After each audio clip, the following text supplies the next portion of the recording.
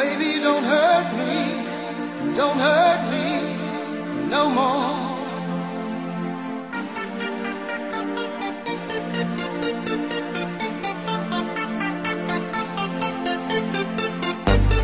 Baby, don't hurt me no more.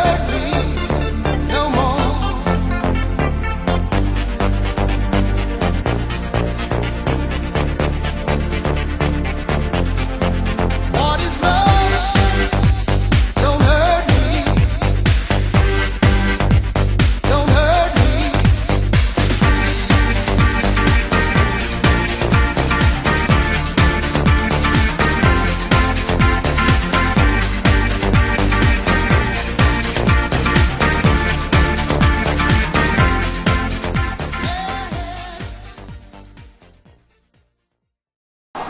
Greetings, Cisco here, also known as Dominic Hadley or The Termo. My YouTube channel, which I'm sure you'll know about now after seeing my previous review. Well, I hope you've seen it. Anyway, today I will be reviewing our Intrepid class starship, the USS Intrepid, which is another one of our STC Starships. As you can see here, this is the exterior. Very, very different to the Galaxy class, which I showed you in the other review. Again, I hope you saw it, because it's basically also the introduction to my Starship reviews. So, yes, here she is. This took me about 3 to 4 weeks to build.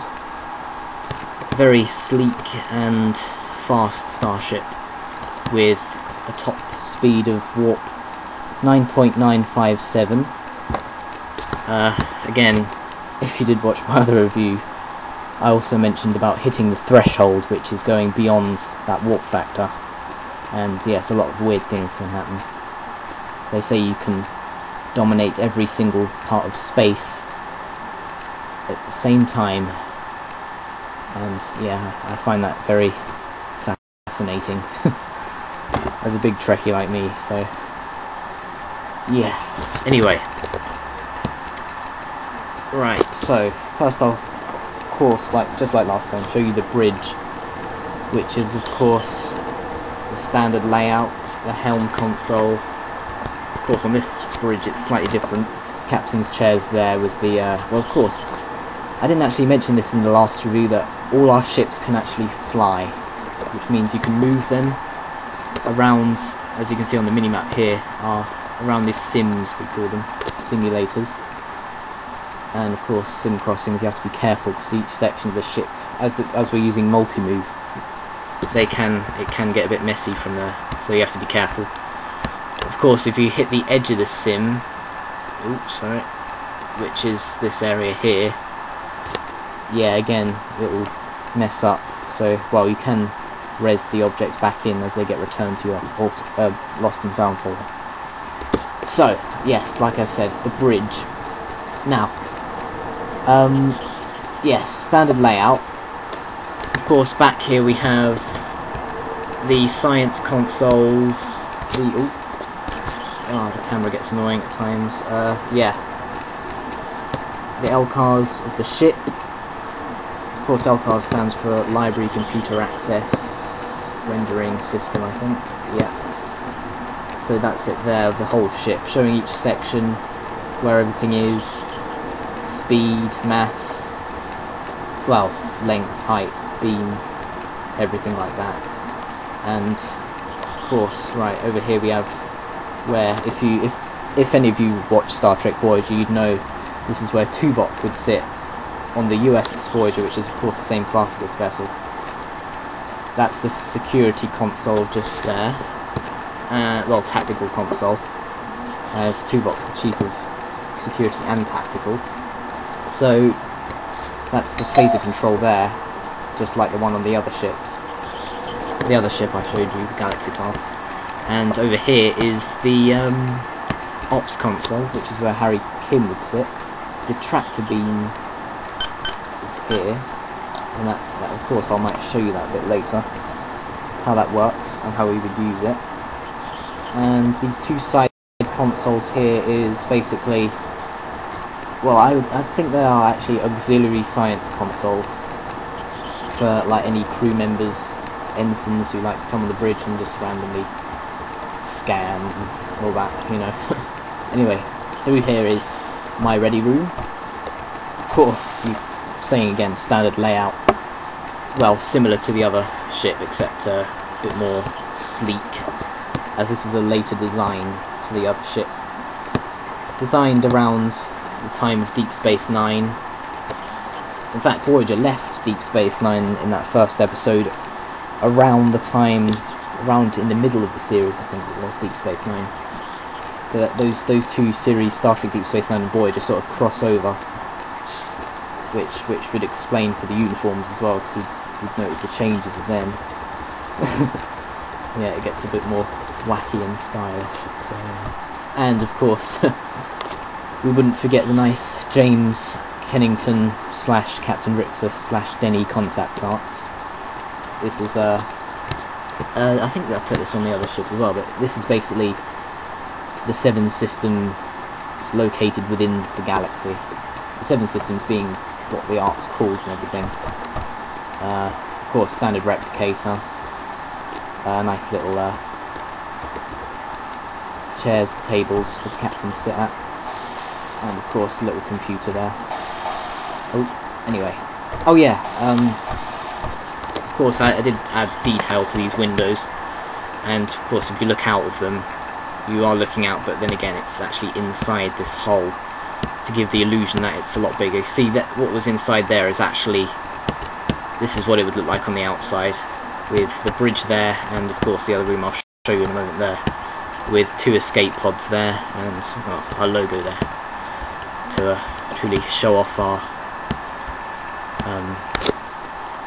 the STC. So yes, we have well, a few other rooms here. You'll see the windows and everything, quarters, and the mess hall, of course, which I'll show you later. Right, next room is, well, most of you will probably guess this right now. It is the conference room or briefing room for the crew. Of course, my seat's just there, and several computers around here. Of course, I like to base it off of the original design from Voyager, which had this funny shape table, very nice looking. And then again, another window there, proving that it's literally just across from there. And if those of you who've actually seen art designs of this ship, you'd probably recognise this part, everything, the bridge section. But I think the bridge sections on most ships are actually changeable, so you can change it from standard layout to a more advanced layout. Apparently, well, my chief of tactical said about that. Some ships actually some bridge sections can be changed to different types, almost like the Nebula class as well, and the Galaxy class, and several other ships, of course. Which is noticed in the series anyway, so yeah. And of course, there's Commander Megatron there, taking his place at the helm. Yeah, he does like to sit there and doing things like this, so. I mean, you might get up and follow me around in a moment, seeing what I'm doing. So anyway, moving on. I'll show you more bridge functions in a moment, seeing what they do. Here's the auxiliary transporter just behind the bridge with the emergency escape pods for the bridge crew. At the moment, to be honest, the rest of the ship doesn't actually have escape pods due to the size and the amount of prims that I'd have to add. So we just have one, and of course it's on a Reza, if you recognise this from the last review. This opens up, you res one, there it is, and you can open it up. I tried to make this as based as much as the original. In fact, I'll put it out for you so you can see. This doesn't actually come out of the actual textures, because they're just textures. I tried to base it as much on the original concept as I could, to give it the proper style of the escape pods. A few sculpties here on the top. registry there, affiliation there, Starfleet Torture Command. And like I said in the last video, I will explain more about the STC, what we do. Of course, reposition that back in there and close. Anyway, yes, I will explain more about the STC in an actual official introduction. So if you're watching these reviews and wondering, who's the STC? What do they do? Who's Sisko? Did he steal his name from Benjamin Sisko from Deep Space Nine? No, I didn't. I actually, well, it inspired me, to be honest, but I just like that name, and it's actually, in my character, it's my first name and my last name. Just like Spock or Uhura and all that. First and last name. So yeah, instead of having Benjamin as well. Yeah, I mean, it was once like that when I first made my character, to be honest. So, yeah. Anyway, bridge functions. Yes. Okay. There's two buttons on this helm console here, if my officer didn't mind. Yeah. First one's here. This red one controls the nacelle rotation, or pylons, I think they're called. They basically rotate the nacelles into not 90 degrees, but lower than that, 25 degrees. Anyway, yeah, into 50 degrees upwards. So, well, the reason for this is, if those of you know this, Star Trek Voyager fans, the nacelles are actually, in fact, I'll just show you and then explain. So, press that, there's a sound effect, just like in the series, and there you go. The nacelles are in their upright position. Don't know who that is though, random person. Anyway, yes, the nacelles in their upright position. The reason for this is because the Intrepid class was actually a experimental class in Starfleet, testing new warp theories, basically. The reason for this, the nacelles going up, is because the shape of the ship, it's very narrow. So, in order to reach a successful warp and create a successful warp field, the nacelles would have to be in that position for it to circulate around the ship, ready for warp. In fact, I didn't actually show you the ship entering warp in the last review, so I'll do this time. Alright, viewer on screen to forward, and that other button there will activate the warp drive. So if I press that now, voila! And of course the sound effect will come on. Slightly here, there you go. Random person, check a bridge there. Don't worry about him. Yes, here we are. We're now in warp. Now this I know it looks very realistic, but it's actually a bubble around the ship. Bubble prim around the ship to give it an actual proper realistic speedy effect. But yeah, that's our current standard Starfleet stuff at the moment. So anyway, to take us out of warp, you simply say in the chat, computer, take us out of warp, and in a few seconds, just like the resers, it disappears. And of course, you lower the nacelles, just like in the series and all Federation and Intrepid class starships. They go down, and there we go. A successful. I mean, it took me a while to get that system, because I've had to get loads of friends on Second Life to get these, well, sort of edit these door scripts I was using. Instead of using ones which move doors side to side, I need it to rotate. And you can use those sort of door scripts to rotate the nacelles as well and move them back into their other position. But you'll see like the doors that I use for the escape pods, which you saw, that's the same system, basically. So anyway, we'll move on to Deck 2 now, just like I mean, to be honest, a lot of our ships have the same layout. We have Deck 2 forward, Deck 2 aft, main engineering, or basic deck spots, just like every starship in the series, to be honest. So yeah, Deck 2 forward, USS Intrepid. Again, the reason why we have it labelled is so we don't get confusion between ships, because they do interfere with each other, those starship transports otherwise. So if you go Deck 2 forward and you don't realise the name, instead of being on the Intrepid, you'd be on another ship, USS Galaxy. You'd be like, oh, this isn't the right ship. Where am I? on a completely different vessel. Yeah, so yeah, that's that kind of confusion.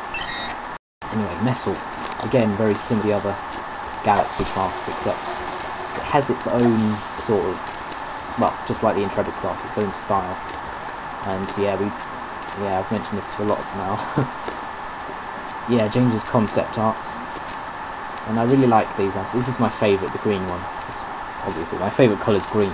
I just find this one interesting. This invisible planet, Caracas, and I mean, we're actually going to be discovering these planets in roleplay soon, so very interesting. Yeah, my first officer is actually really, really good. Well, I'd say he's a good role player. He doesn't actually roleplay enough, really, well, much. He hardly comes online, to be honest. There's various reasons for that, but I won't go into it because some of it's classified due to various reasons, to be honest. Anyway, yes, standard replicator over there. I showed you on the other review about how it works. You simply click that. Next, oh yeah, there you have the menu and everything. Oops, loading. You have the menu. Of course, clean blood wine, Coke, ice cream, coffee. Captain Janeway loves her coffee. But yeah, you know. I'm sure you all know that phrase. It's one of my favourite phrases she says, believe it or not. Anyway, yes, into right, next room. Now I have to say, this cargo bay isn't actually as detailed as the main cargo bay, which is cargo bay 2 or 3, I think. Yeah, it's very basic. It's just a room with boxes in it, basically. It's not got any cargo transport or anything like that. Just a room with stuff in it. So, next room is Rico's quarters again, just like the other review. Exactly the same system. Of course, you have the doorbell. I didn't demonstrate this last time, but when you press it, it has the same sounds it does in the series, of course, to get it real realistic. Very not particularly the same as the other ship, but of course, as it is an Intrepid class, it's got its own shape, design, and everything. Still the dash of lavender Rico likes and everything, you know. Don't worry about the pictures, because let's just say that's things me and Rico have done over the past. Because I mean, I'll tell you a bit about Rico now. He's basically my acting first officer now. It was his birthday yesterday when I did the other review. I wanted to celebrate, but I'm honest, we didn't actually get to have a party or anything. I was kind of annoyed at that. Anyway, moving on. My quarters, again the same. Green with, well, everything's got a dash of green here, so... Oh yeah, like I explained in the other one with green dots. So again, that exterior navigational lights. So if you see this, if you were to get one in Second Life, just ignore that, because there's not much I can do about that, because it's got to show on the outside but not on the inside. But if it doesn't show on the inside, then it won't show on the outside, to be honest. And of course, again, this isn't actually on the outside, it's within the hull, because obviously we can't get this to scale, just like I explained in the other review.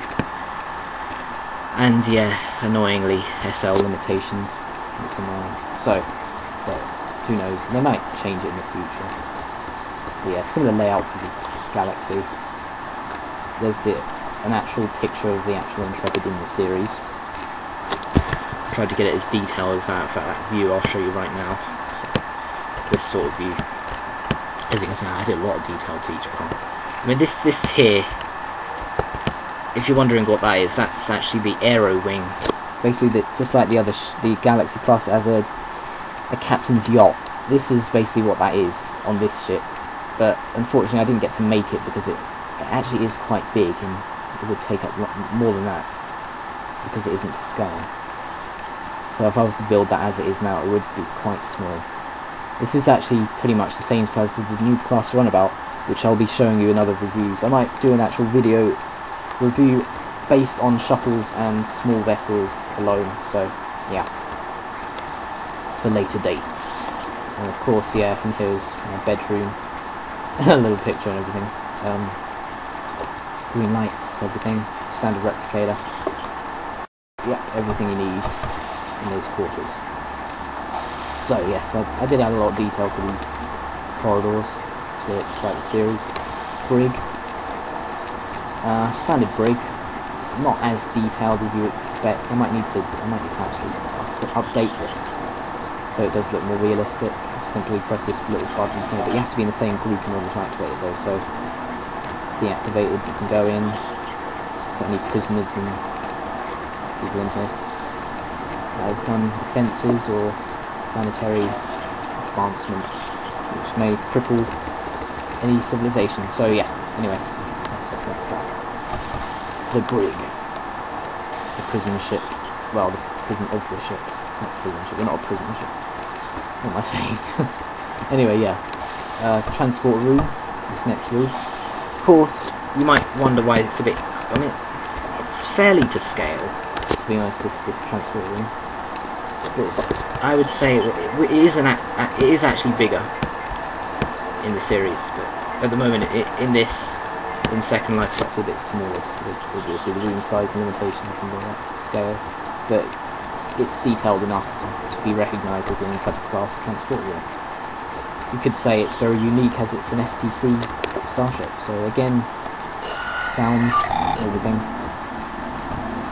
that transporter.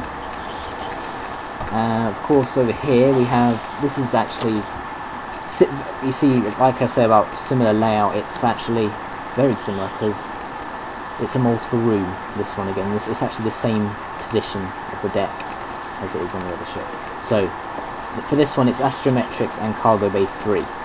On the other ship we didn't have that, we had the holodeck, the brig, which we obviously had over there, the other part of the deck. And of course, yeah, another cargo bay. But that's the same with this one.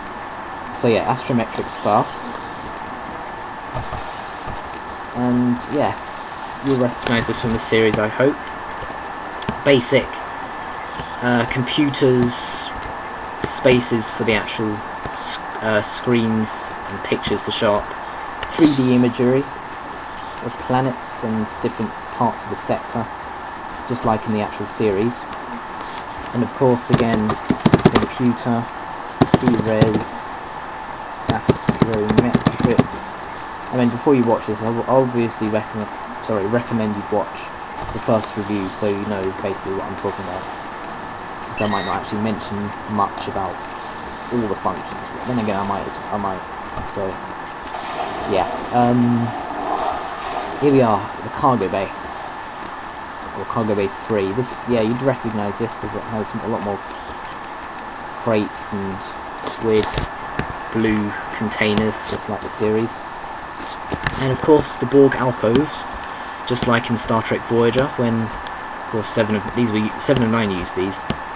Of course, with these little pose balls here, you can sit on them, and yeah, you're regenerating. Only if you're a Borg, I wouldn't recommend standing at them. Well, it wouldn't really affect you if you were to stand there, not as a Borg. But yeah, and of course the console here for controlling them, looking after them and everything. Yeah, so that's the cargo bay. Anyway, next room is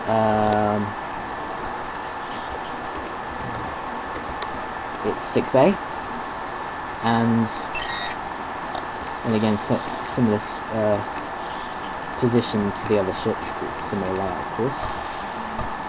I have to say that I think there is less rooms on this saucer section than the other ship, to be honest. So yeah, here's sick bay. Most of you should recognise it. Computers, scanners for the medical beds, and basic beds over here for sick people, basic patients and everything that you know. And actually, if you're wondering if there's an emergency medical hologram in here, there actually isn't at the moment, but I need to work on that one, because I'm sure most of you will have an annoying hologram without a bedside manner to appear and go, please state the nature of the medical emergency. Yeah, and treat your patients and everything, but yeah, I'm going to work on that one. But it might be a texture that appears and maybe walk around or something. or a sculpt that can appear. I don't know, we'll see. It might be on a reso, it might be just invisible, but we'll see. Anyway, more computers over here, storage compartments, well, storage room really, for the sick bay. Another door which leads out into the corridor there. Of course, yeah, this is the doctor's office with his little console computer here for scanning and looking for the database, and looking through the database. Yeah. Anyway, through here is cargo bay 1. Again, similar layout to the other side of the deck. Just cargo crates and everything. Oh, through this door is actually the docking bay. Well, it's actually an exit on the saucer section which leads out into space. Or if there's a docking beam attached to it, then you could exit that way. Yeah, so that's that part. Right. Okay, I think we've covered deck 2 here. Oh, hang on a second, we haven't. We have another room here. The science lab. I have to say this is very standard and basic. Just a simple computer in the centre of the room, but then again I might upgrade this room to make it look more detailed with more functions and everything. They've got the galaxy picture, computer and everything, showing different sectors, scanning and stuff, with science computers and everything. Oh yeah, and with the blue science colours and everything. So yeah, that's the science lab. Moving on, we'll go back. Right, we'll go to the next deck now, which would be. It would actually be main engineering, and it's actually on the same deck as the holodeck. So I'll show you that. Oh, doors can get a bit annoying at times. Anyway, deck 10. And it's not labelled engineering because obviously it's one deck with the holodeck. So prepare yourselves everyone, this is quite detailed, this main engineering. Here we go. Intrepid class main engineering. With all the computers. These here are actually, these wall parts of the wall here are actually sculptees, one prim. It might look like 3 prims put together, it's not, it's simply one. There's special ways you can do that. It's a good thing about second. Annoying thing though, it can get, I mean it's annoying because you have to pay for sculptees, like 10 lindens per sculptee or something. You get used to that. So yeah, through here, computers and everything. Of course control, this here is actually the phaser control for the aft part of the ship. What's the warp here? In the series, this has to be recharged with dilithium and deuterium every 3 years. But of course, with our ships, all of our ships are powered on, believe it or not only dilithium but tiberium. Now you'd think that's a very risky and dangerous mix, but with our technology and the STC mixed together, it's become one of the safest. And yeah, and if our hull is actually naquadah and trinium alloy. It did used to be nat and titanium, and that looked a bit more dirty, shall we say. It looked a bit messed up, but well, not messed up, really. It's just not as clean as this sort of, like the original sort of look. But yeah, naquadah and trinium alloys we have on the hull here.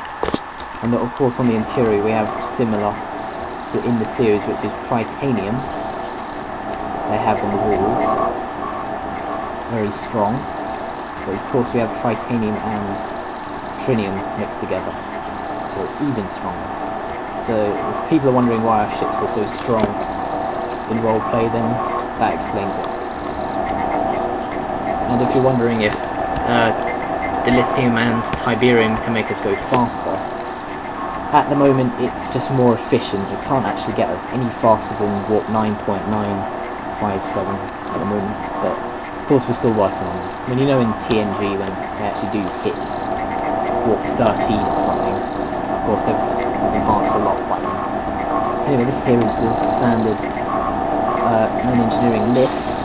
Press that button there. You have to move though, because annoyingly, because it's a prim linked with the whole ship, well, the star drive section, you do tend to sink through it because the physics aren't on its own. It's with the ship, annoyingly. But yeah, we've had to do that.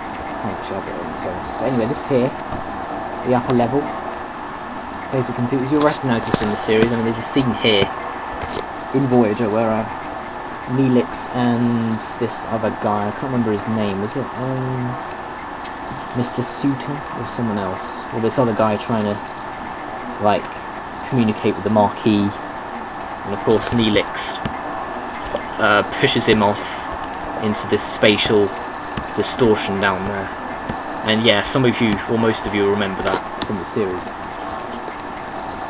Yeah, so, yeah, it's up here. Nice view. Of course, there's another scene here in Star Trek Voyager where the two Janeways talk to each other. Well, one from another dimension and the other from the main dimension. They meet, and I have to say it's quite clever how they do that with doubles. How they have them talking to each other. And of course, there's the ladder, just like the other ship, the Galaxy class, and of course we'll be taking the lift as.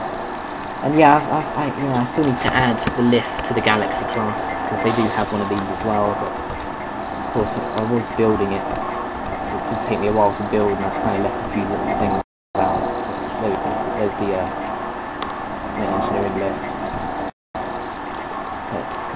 Computers are all the same here. Yeah, basic computers, science. Right. These two rooms here, either side, they're actually empty for the moment. But I might add some Jeffries tubes. Unfortunately, on this ship, we can't actually access with it the interior of the nacelles because they are smaller than the Galaxy class. So I could give that a try to go in the interior of that, but yeah, it might be a little bit too small. And I don't think they don't actually go inside the nacelles in the series of Star Trek Voyager. So yeah. Next on this deck is the holodeck, and it's very similar to the Galaxy class, except it's slightly bigger in a way. It's a lot taller, so you can make higher programs, not flat programs, which are like you have to move the camera right down here, so you're avoiding the camera touching the ceiling. And this one, this holodeck actually has two programs. A test program, which you've all seen before on the other ship, and that's obviously basic white to give out the illusion and the special effect of a holodeck, or the holodeck of this ship, and the other ships that we have. Fortunately, the Intrepid class and the Galaxy class are the only ships at the moment with holodecks, since they're the later designs. The other ships are the earlier Enterprise, original series, and the motion picture era ships, which include the NX class, Poseidon class, which that Enterprise era, original Constitution class, Miranda, well, I haven't done the Miranda yet, the Saladin class, which are the original ships.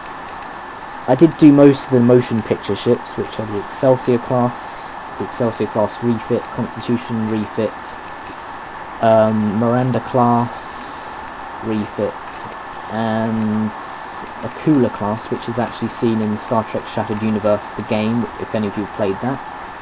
It's basically when they go to the alternate reality, although there is a similar looking class in our universe, and that's the Apollo class, which does look a lot similar, although they would have the Cooler class in this universe as well, but I haven't actually seen it in our universe, only in that game, which is set in the Terran Empire alternate dimension. So yes, you'll be seeing those ships reviewed soon. So computer res end the program, and I'll show you the other program, which is actually seen in Star Trek Voyager, one of Tom Paris's favourites, Ches Sandrine, which is basically a bar in Paris on Earth. with a snooker table and of course a very grand house. Well, bar really. It's sort of a bar. But yeah, this is where Tom Parrison brings his crew, Harry Kim and all that, to play a bit of snooker. They even invite the Captain Janeway to play snooker one time. Yeah, and she enjoys playing it. She knows what she's doing. That's a good episode. In fact, Star Trek Voyager's on tonight, actually, on at 8. But I'll be watching Star Trek The Next Generation because now that they play 2 episodes every day on Pick TV, I can only watch either TNG 1 episode or both episodes, or just 1 episode in Voyager, because they overlap. Because both the second episode of Next Generation and Voyager are on at the same time at 8, so yeah, I just watched Next Generation. So I like to get to that series again. But I might catch up with Voyager tomorrow, next day at 5, because they repeat the episodes. But anyway, moving on. Yes, this is a good holiday program. Doors leading out to the arch there. So again, computer and program. Now, of course, we don't have to de-res the holodeck, as it's fixed to the ship, basically. It's not in a reser. It's actually got its own space on the ship, because the star drive section on this ship is a lot bigger, as you can see. And at the back there, I'll be showing that in a moment. In fact, I think that's next, the shuttle bay. So here we go. Right, deck 11, which is the next deck down. I'll show you that first, actually. I'll be honest, there's not much on this deck, because it only has the landing clamps. Now, it is as it sounds. Now, most of you who know the series will actually know what this does. The landing clamps actually land the ship. So when the ship lands, obviously the clamps would come out. That button there controls them, and there they are, the landing clamps. Now, you wouldn't think of those of you who aren't really Trekkies, or maybe briefly watch it, wouldn't think a starship this size would land on the planet. But at the moment, this is the only type of starship which can. And there's the landing clamps attracted there. And as you can see, I did add a lot of detail to the deflector here, giving it the proper shape and appearance. The 2 photon torpedoes there. I didn't show this on the other ship. You can actually click them and they fire torpedoes. But these aren't guided. You have to actually aim the ship towards your target in order to successfully hit them, because we have quantums which have a more explosive effect on your target. But of course, we'll have to wait until we get a better photon torpedo system improved, which is currently being built by our friend who actually hasn't been online in a while. Seems to be quite busy, a lot of things happen to him, but I won't go into that, because yeah. Anyway, retracting the clamps, as you can see them, slightly going in. I actually might have to put something over that to make it look like it's hatches. Oh, of course you can see there the ventral phaser array strip. Ventral phaser strip, just like the Galaxy class. Very identical. Yeah, so there's a computer there for the ship. There's not much on this deck. I might have to add more computers and things like that to give it a proper atmosphere. Is it just near enough to the bottom of the ship, the star drive section. But anyway, next deck is the shuttle bay, and here we are. It is actually a lot bigger than the Galaxy class. I mean, a lot of things on the ship are bigger than the Galaxy class, but it's a lot different shape, and believe it or not, we can fit more in it. And actually, what I'll do is res a shuttle, a Type 9 shuttlecraft, to demonstrate. In fact, I'll give you a fly around the ship just to see what it looks like when you're flying in a shuttle. An updated Type 9 shuttle. There you go. I didn't build these shuttles because I can't actually get mine. I can't actually do sculpties as good as this. They're actually loading at the moment. They don't actually look like that all the time, but yeah. We'll see in a moment. Got that res. There we go. There we go. Yeah. There's the actual Type 9 shuttle. It is just small enough to fit through those doors. And this is actually one of the main shuttles they use in the series, Type 9 Cochrane shuttlecraft. Well, the Cochrane is actually the name of one of the shuttles, but I say that anyway. But anyway, opening the doors. Actually, believe it or not, these won't open at the moment. I'll have to update those. I think it's to do with the link on the system, but yeah. And of course there's the doors there. In fact, I'll show you this shaft exiting the ship, and that's where the shuttle comes through, leading out onto the exit. Anyway, that's basically what the shuttle looks like. So right, next deck. Right. Okay, we'll head back to the bridge, and I'll show you some more functions of the ship, if it loads. SL can be slow at times, I'll be honest. Because, okay.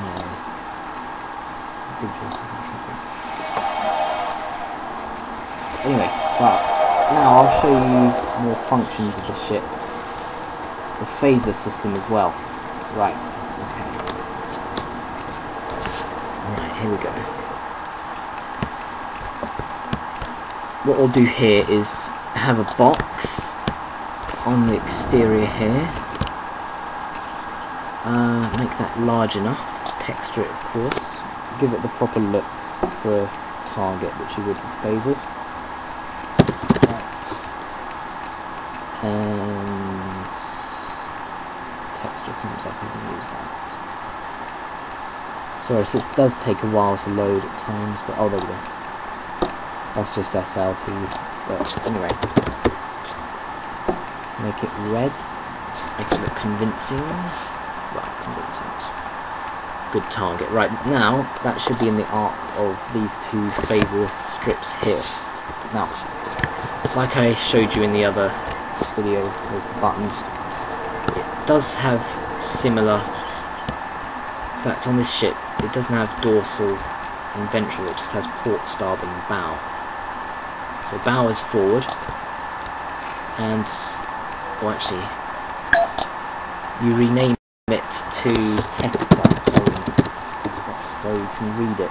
So the phaser system picks it up, and therefore it should now target. Yeah, it's reading the test box and firing now. There we go. There's the phaser beams targeting the ship. And of course, with that doing that, you can move it around, and of course the phasers will follow it around, follow the target. And that's the clever thing about these phasers. Lock onto it, and it stays locked onto it as much as it can. Of course, we're out of the arc now, so it has to be over here in order for it to target. So there we have it. And there's the phaser system as well. Of course, you can hear this, probably hear the sound of them there. There we go. Delete that. Oh.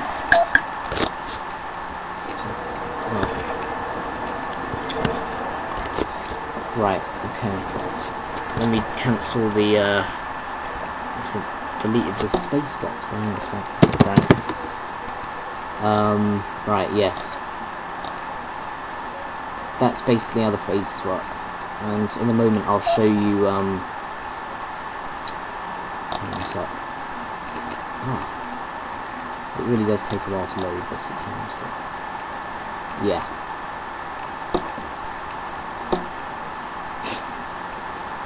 It can get annoying at times when it does, things don't res, but you get used to that, and eventually it does res. There we go. Right, there we go. Okay. Now, I will. Let's not worry about that. Actually, that's just a space skybox for the ship. Anyway, The ship also does have a red alert system, so let's type in red alert. You'll see the lights around the bridge below, and you'll get the cancel alert to turn it off. Yellow alert. Oh, sorry. Yellow alert.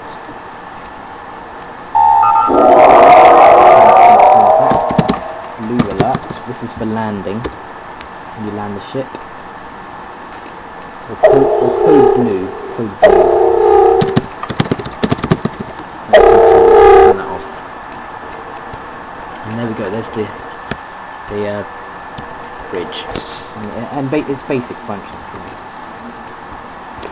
So there we have it, the Intrepid class starship, and that's, oh, there we go, there's the space box. Sorry about that. I mean, you do tend to accidentally delete things at times, and well, oh, there we go, right, 600 meters, so that stays in place. There we go. So yeah, the Intrepid class, ladies and gentlemen. And of course, in every ship I like to have the affiliation with Starfleet Tortured Command on the side there, with the logo, and a lot of the registry, bottom, top, just like the series, of course. And of course, if like the mess hall, which was here inside the ship, looking out those windows there, would actually be looking out. Oh, something down there, causing a lot of lag. But yes, would be looking out those windows there, out the mess hall.